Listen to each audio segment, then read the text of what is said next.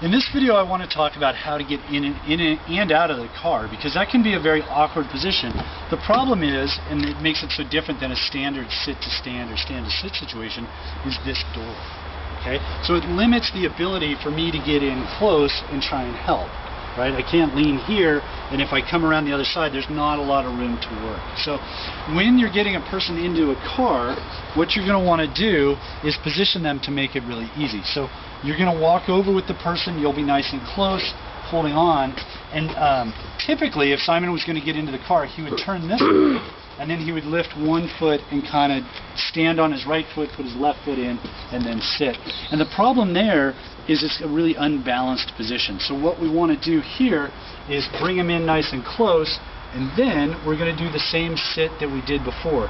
I'm going to grab him low, he's going to grab me high. The movement's coming from our hips and knees, and just go ahead and communicate. Sit down nice and easy.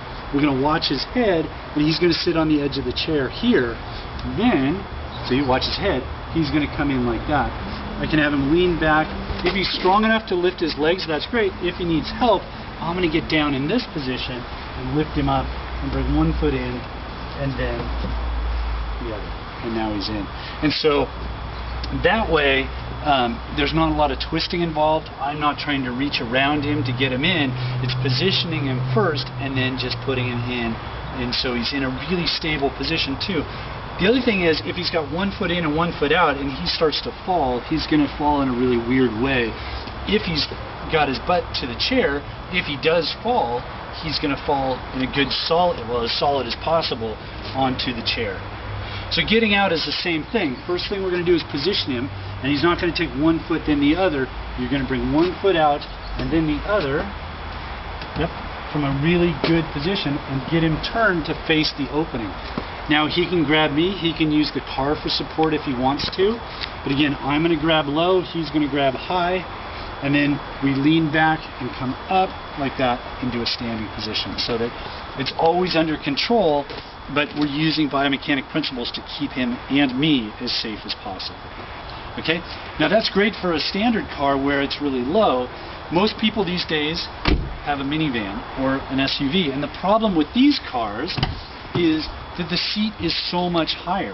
You know, it's hard for me to even get in here because it's way above where a standard seat would be. You know, so I grab the handle and I kind of do this sort of thing, which is okay, but if I have any weakness or instability, that can be really dangerous. So what you can do here is actually get a little step stool like this and position it here. Then what we'll do is we'll bring Simon over, and we're going to do sort of a combination of movements here. What we're going to do is have him stand up on the stool, and he can hold on to the car. I'm going to get as close in as I can and guide that movement. Okay? Again, up with the good.